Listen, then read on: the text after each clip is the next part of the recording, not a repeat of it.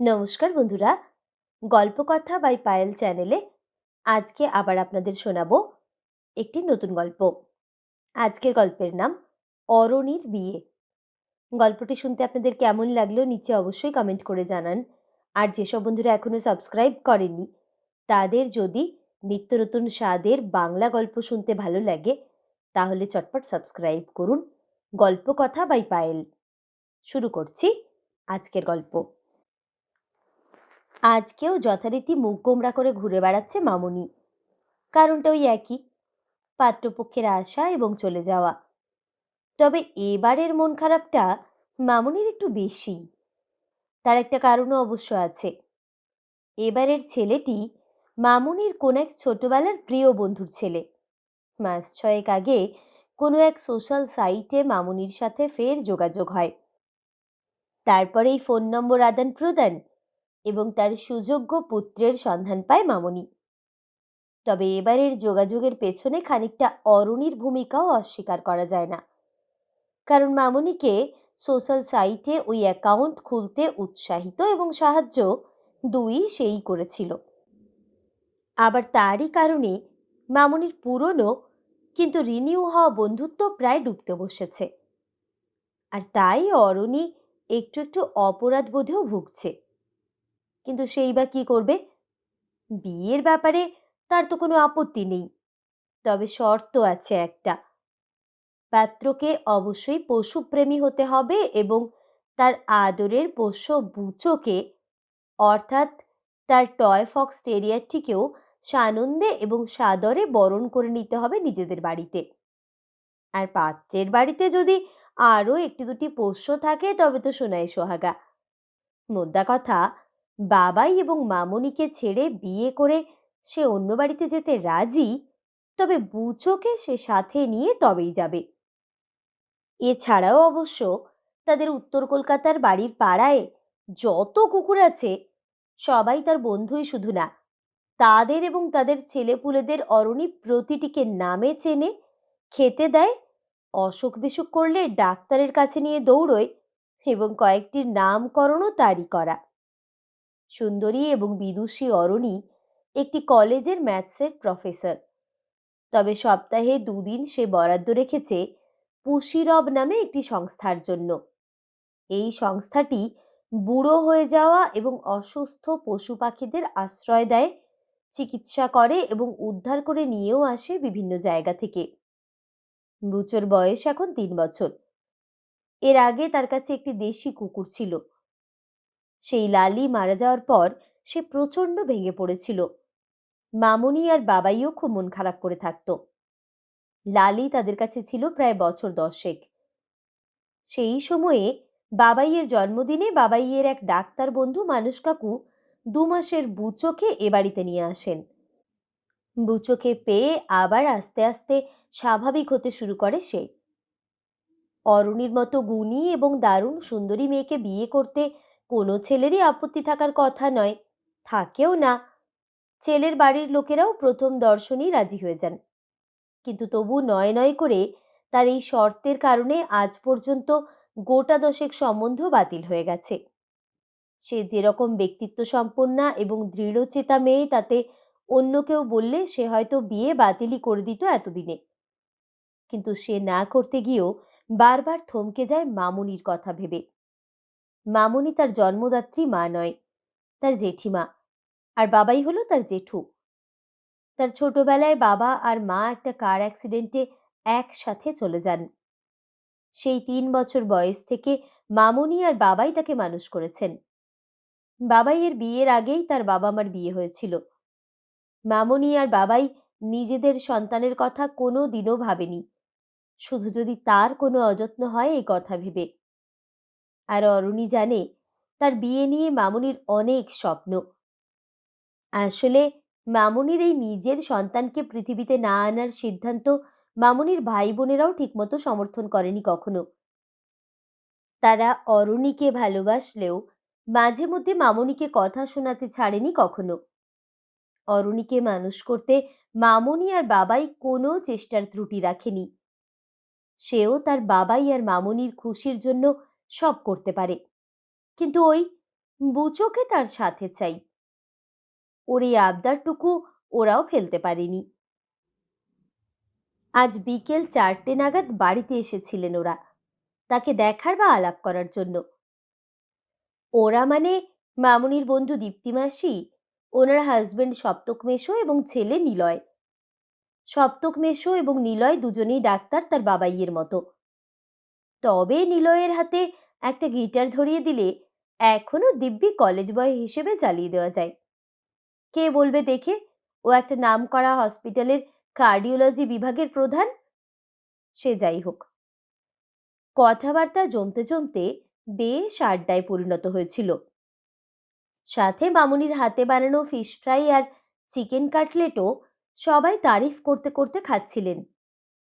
ঠিক এমন সময়ে ঘুম ভেঙে বুচো উঠে এসে সোজা দীপ্তিমাসির কোলে পা দুটো তুলে দিয়ে গন্ধ শুকতে গেল।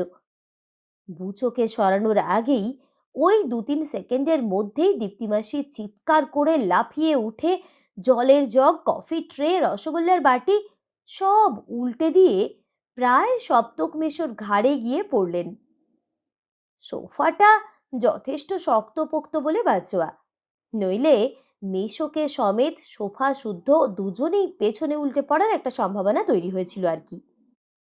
বুচোবাবু ততক্ষণে পরিস্থিতি দেখে একটু ঘাবড়ে গিয়ে অরণির পেছনে আশ্রয় নিয়ে ঝুলঝুল করে তাকিয়ে আছে অতিথিদের দিকে। মামুনি আর বাবাই বুচোর ব্যাপারে যতই সার্টিফিকেট দেওয়ার চেষ্টা করুক না কেন, দীপ্তি মাসির কোঁচকানো ভুরু কিন্তু তারপর আর কিছুতেই পুরোপুরি সোজা হলো না। যদিও উনি তার শর্তের ব্যাপারে মোটামুটি জানতেন এবং সম্ভবত নিমরাজি মতো হয়েও ছিলেন বাল্যবন্ধুর মেয়ের জন্য এইটুকু করতে, কিন্তু আজকের ঘটনাটি ঘটার পর আর কথাবার্তা খুব একটা এগোলো না। যদিও সপ্তক মেশো এবং নিলয় মোটামুটি স্বাভাবিকভাবেই কথাবার্তা চালিয়ে যাচ্ছিলেন, তবুও ছন্দপতনটুকু তারা সবাই টের পাচ্ছিল। ওনারা চলে যাওয়ার পর থেকেই সে এবং বুচো দুজনেই মামুনির পেছন পেছন ঘুরঘুর করছে মামুনির মুড ঠিক করার জন্য, কিন্তু কিছুতেই ফল হচ্ছে না। মাঝখান থেকে বাবাই বেচারা খানিকটা স্যান্ডউইচের মতো বসে রয়েছে চুপ করে। খাওয়ার টেবিলেও রাতে সবাই চুপচাপ। মামুনি যখন গম্ভীর মুখে রাতের কাজ গোছাচ্ছে, আর থাকতে না পেরে অরণি এগিয়ে গিয়ে পেছন থেকে 2 হাত দিয়ে মামুনিকে জড়িয়ে ধরে বলল, ও মামুনি, তুমি এরকম করে থাকলে কি ভালো লাগে বলো? আমাদের গোটা বাড়িটাই কেমন থমকে যায় তো। কথা বলো না গো একটু। মামুনি তাও কোনো উত্তর দেন না। অরণি এবার কেঁদে ফেলে। তাকে দেখে মামুনির চোখেও জল। তিনি বলেন, আমি আর কোনো ছেলে দেখব না তোর জন্য। তুই এখানেই থাক আমাদের কাছে। আমার আর এসব ভালো লাগছে না। তিনি নিজের ঘরে চলে যান তার হাত ছাড়িয়ে। বাবাই উঠে এসে তার মাথায় হাত রেখে বলেন, মন খারাপ করিস না মা। তোর মামুনি আসলে একটু বেশি চিন্তা করে। আমরা না থাকলে তুই একা হয়ে যাবি, এইসব হাবিজাবি ভাবতে থাকে। তাছাড়া সব মায়েরাই তো মেয়ের বিয়ে নিয়ে অনেক স্বপ্ন দেখে, তাই ওর মনটাও খারাপ। মামুনিকে আজ একা ছেড়ে দে, কাল সকালে উঠে দেখবি সব ঠিক হয়ে গেছে। যা, তুই গিয়ে শুয়ে পড়। আজকের এই থমথমে পরিবেশ দেখে বেচারা বুচো গিয়ে আবার শুয়ে পড়েছে বাবাইয়ের দেওয়া খাবার খেয়ে। নইলে এই সময়টা ও অরণির সাথে ছাদে ঘুরতে যায় রোজ। অরণিরও কিছু ভালো লাগে না, মনটা খারাপ হয়ে যায়। মামুনির কষ্ট সে কিছুতেই সহ্য করতে পারে না, বিশেষত তার কারণেই যখন মামুনি কষ্ট পাচ্ছে। সে শুয়ে শুয়ে নানা কথা ভাবতে থাকে। কাল রবিবার, সকালবেলা তার পুশিরবে যাওয়ার কথা। ওখানে গেলে সে আজকাল বুচোকে সঙ্গে নিয়ে যায়। ওখানে বুচোর অনেক বন্ধু হয়েছে। বুচো খুব আনন্দ পায় ওখানে গেলে। নিলয়ের মুখটাও মনে পড়ে। কালো মেঘের ফাঁকে এক ঝলক রোদ্দুরের মতো হাসি ছেলেটার। আজ পর্যন্ত যতগুলো বিয়ের কথাবার্তা হয়েছে, কারো মুখ এভাবে মনে দাগ কাটেনি তার, তাও প্রথম দেখাতেই। এইসব ভাবতে ভাবতেই সে ঘুমিয়ে পড়েছিল কখন যেন। পরের দিন ঘুম ভাঙল একটু দেরিতেই। তাড়াহুড়ো করে সে স্নান সেরে একদম রেডি হয়ে বাইরে এলো পুশিরবে যাওয়ার জন্য। বুচো বাবুও রেডি। বাবাই ডাইনিং টেবিলে বসে তাকে ডাকলেন, তাড়াতাড়ি ব্রেকফাস্ট করে নে, বেরোবি তো আজ নাকি? সে বলল, হুম, বেরোবো গো বাবাই। মামুনি কোথায়? তোর মামুনি পুজো দিতে গেছে কালীবাড়িতে। তোর দিদাইয়ের বাড়ি হয়ে ফিরবে। আমিও যাব একটু পরে। একদম তোর মামুনিকে নিয়ে ফিরব। তুই চাবি নিয়ে বেরো। আজকাল নিজেই ড্রাইভ করে অরুণী। বাবাই তার জন্মদিনে একটা i20 কিনে দিয়েছে। বুচোকে গাড়িতে তুলে ড্রাইভিং সিটে বসল সে। বাবাই দরজার সামনে দাঁড়িয়ে রোজকার মতো হাত নেড়ে বলল, সাবধানে ড্রাইভ করো। সেও হাত নাড়ল। মামুনি কোথাও গেলে তাকে আগে থেকে বলে না, এমনটা সচরাচর হয় না। তার মনটা একটু খারাপ হয়েই রইল। বুচোও বোধহয় বুঝতে পারছে তার এই পরিবর্তন। মুখে একটু আদুরে আওয়াজ করে তার গালটা একবার চেটে দিল গাড়ি ছাড়ার আগেই।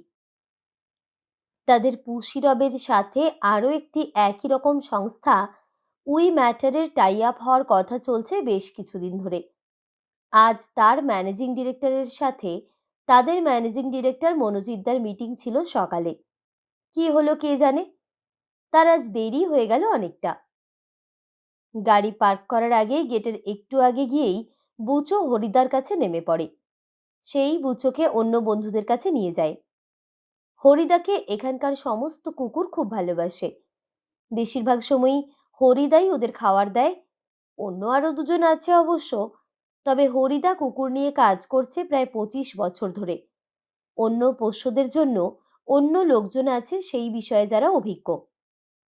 অরুণী নিজের গাড়িটা রেখে ফিরে আসছে, হঠাৎ তার চোখে পড়ল পুশিরবের লম্বা টানা বারান্দাতে বুচো একটি ছেলের কোলে চেপে খুব আদর খাচ্ছে আর লেজ নাড়ছে। সামনে হরিদা দাঁড়িয়ে হাত পা নেড়ে ছেলেটিকে কিসব বলছে। কৌতূহলে পায়ে পায়ে সেদিকেই এগিয়ে গেল সে। সামনে গিয়ে দেখে, ও মা, এ তো সেই কালকের ঝলমলে রোদ্দুর হাসির ছেলেটা। বুচোর সাথে এরই মধ্যে এত ভাব জমিয়ে ফেলল কি করে? কালকে তো বুচো তেমন করে আর ওদের কাজ ঘেঁষেনি মোটেই। আর তাছাড়া ও তাদের পুশিরবে করছেটাই বা কি, তাও সকালবেলায়? মামুনির এর মধ্যে কোনো হাত নেই তো। নিলয় কি তার সাথে কোনো কারণে দেখা করতে এসেছে? কয়েক মুহূর্তের মধ্যে অরুণীর মাথার গোপন প্রকোষ্ঠতে এক ঝাঁক প্রশ্নরা ওড়াউড়ি করল। তাকে দেখে নিলয় ঠিক কালকের মতোই উজ্জ্বল একটা হাসি উপহার দিল। অরুণী কিছু বলার আগেই মনোজিৎদা উদয় হয়ে বলে উঠল, এই যে অরুণী, তুই আজই দেরি করলি। শোন, তোর সাথে আলাপ করিয়ে দিই। এ হচ্ছে কলকাতার অন্যতম নামকরা একজন কার্ডিওলজিস্ট, ডক্টর নিলয় ব্যানার্জি। তবে এখানে এখন ওর পরিচয় হচ্ছে উই ম্যাটার নামে যে সংস্থাটির সাথে আমরা যুক্ত হতে চলেছি, তারও ম্যানেজিং ডিরেক্টর। এছাড়াও স্কুল লাইফে ও ছিল আমার জুনিয়র এবং আমার ভাই তমজিতের বেস্ট ফ্রেন্ড। এই উই ম্যাটার ও শুরু করেছিল ক্লাস 12 পাশ করার পর, বুঝলি? সেই সংস্থা আজ অনেক বড় হয়েছে। এছাড়াও ওর আরও অনেক গুণ আছে। তার মধ্যে একটা হচ্ছে, ও কিন্তু দারুণ গিটার বাজিয়ে গান গায় ছোট থেকেই। স্কুলের অ্যানুয়াল ফাংশনে ওর গান ছিল মাস্ট।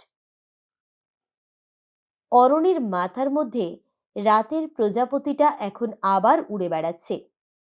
নিলয় হাসতে হাসতে মনোজিৎদাকে বলল, ব্যাস ব্যাস, হয়েছে জিদ্দা, পাত্র চাইয়ের বিজ্ঞাপন দিয়ে ফেললে তো একদম। আসলে তুমি আমায় একটু বেশি ভালোবাসো। মনোজিৎদা দুষ্টু হেসে বলল, তোর ঘটকালি করতে আমার কিন্তু মন্দ লাগবে না। এই সব কথাবার্তার মধ্যেই বুচো কিন্তু হরিদার সঙ্গে তার বন্ধু মহলে চলে গেছে। এইবার বুঝতে পারছে সে যে বুচো কেন এত তাড়াতাড়ি নিলয়ের সাথে এতটা ফ্রেন্ডলি হয়ে গেছে। ওকে আগে দেখেছে বলেই শুধু নয়, আসলে ওদের একটা সহজাত ক্ষমতা তো আছেই গন্ধ চেনার। আর নিলয়ের মধ্যে নিজস্ব বন্ধু পরিধির গন্ধটা বুচো ঠিক টের পেয়েছে। তবে দীপ্তিমাসি এত ভয় পান কুকুরকে, আর তার ছেলে যে এত ছোট থেকে এমন একটা কাজের সাথে যুক্ত, সেটা কি তার অজানা? মাকে আসলে কলেজ লাইফে একবার এক আত্মীয়ের বাড়িতে কুকুর কামড়েছিল। সেই থেকে মায়ের ডগ ফোবিয়া হয়ে গেছে। বাড়িতে একটা পোষ্য রাখতে পারলে হয়তো মায়ের ভয় কাটতো ধীরে ধীরে, কিন্তু আমার নিজের এত ব্যস্ততার জীবনে বাড়িতে তাকে আমি কতটা সময় দিতে পারবো এই ভেবে চেষ্টাটাই করে ওঠা হয়নি কখনো। এই কাজ আমি মাকে লুকিয়েই করে এসেছি বরাবর। তবে বাবা সবটাই জানে এবং লুকিয়ে লুকিয়ে আমাকে হেল্পও করে। তবে আপনাকে দেখার পর মায়ের যে এরকম পরিবর্তন হবে, আমি বা বাবা কিন্তু ভাবতেই পারিনি। বিশেষ করে গতকাল আপনার বাড়িতে যা ঘটল তারপরে। নিলয় তাকে বলছিল। অরণি আর নিলয় পুশিরবের চারধারে ঘুরে ঘুরে দেখছিল। নিলয়ের কথায় সে বলল, পরিবর্তন কিরকম? নিলয় হাসতে হাসতে উত্তর দিল, আপনাকে পুত্রবধূ করতে মা এতটাই বদ্ধপরিকর যে গতকাল রাত্রে বাড়ি ফিরে মা অনলাইনে 2টি বই অর্ডার করেছে। সে জিজ্ঞেস করল, কি বই? How to get rid of dog phobia এবং কিভাবে পোষ্যর বন্ধু হয়ে উঠবেন।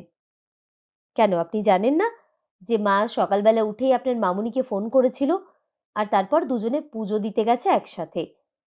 আমাকে বলেছে যে 2-1 দিনের মধ্যেই যেন আপনার সাথে আলাদা দেখা করে আমাদের কিছু কথাবার্তা থাকলে সেরে নিই। তবে এইভাবে আমাদের দেখা হবে আমি কিন্তু মোটেই ভাবিনি। আমাকে বিয়ে করতে আপনার কোনো আপত্তি আছে কিনা অবশ্য ভেবে নিন তাড়াতাড়ি। এরা 2 বন্ধু যেভাবে উঠে পড়ে লেগেছে, ঘটনাটা ঘটতে বেশি দেরি হবে বলে মনে হচ্ছে না। এইবার অরণির কাছে সকালের পুরো ব্যাপারটা পরিষ্কার হচ্ছে। সে কিছু না বলে একটু হাসল। এমন সময়ে বুচোবাবুকে হরিদার সাথে লাফাতে লাফাতে আসতে দেখা গেল। কি কাণ্ড! বুচো তার কাছে না এসে নিলয়ের কাছে গিয়ে আহ্লাদ করছে।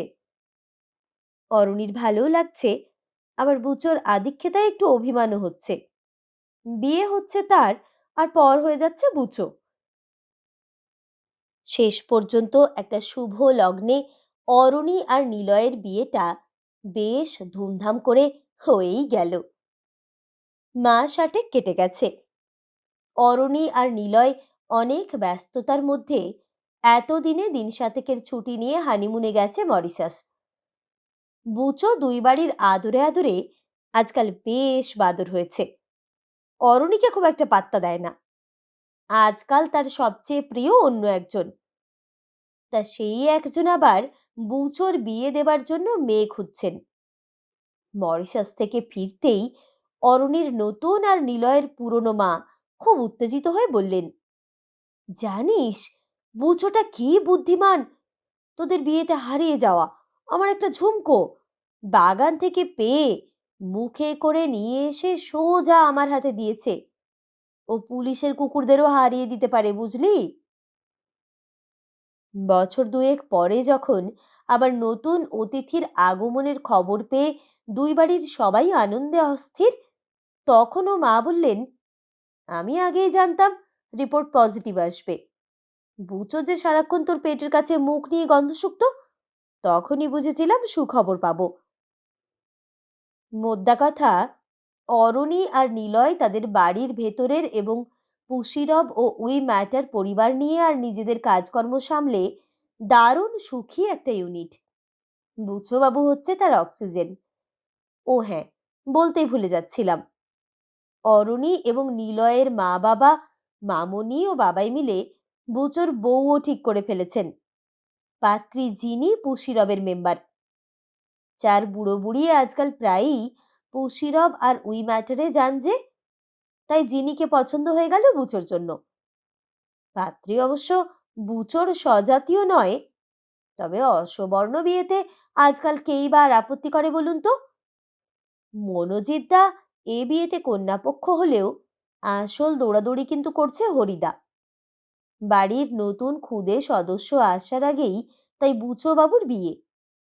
বিয়েতে ভোজ খাওয়ার জন্য রেডি বুচো আর জিনির সব বন্ধুবান্ধবরাও। সঙ্গে বিশেষ আকর্ষণ ডক্টর নিলয় ব্যানার্জির গিটার সহ গান তো থাকছেই। আপনারাও সবাই আসবেন কিন্তু।